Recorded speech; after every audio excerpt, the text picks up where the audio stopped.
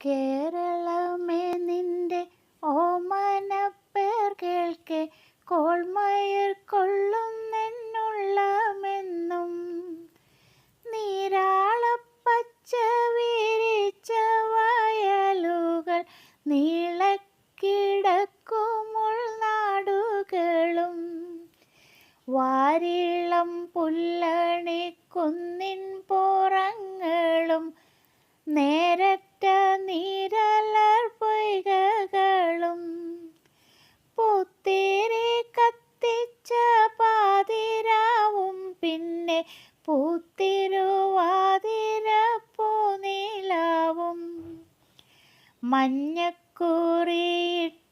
മൂവന്തി വാനവും മഞ്ഞു പുതച്ച പുലരികളും പുത്തനായുള്ള മുളകിൻ കൊടികളും തൈത്തങ്ങിനങ്ങളുമെന്നു വേണ്ട നിൻ തിരുമേനിയിൽ പാകിയ പാഴായോരെന്തിനും ഉണ്ടോരഴകു വേറെ മുത്തണിഞ്ഞങ്ങനെ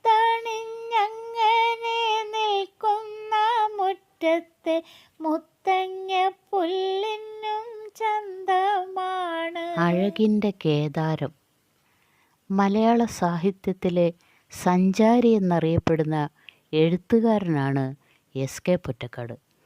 മികച്ച നോവലിസ്റ്റ്, കഥാകാരൻ, കവി എന്നീ നിലകളിലെല്ലാം അദ്ദേഹം വായനക്കാരുടെ മനസ്സിൽ സ്ഥിരപ്രതിഷ്ഠ നേടിയിട്ടുണ്ട്.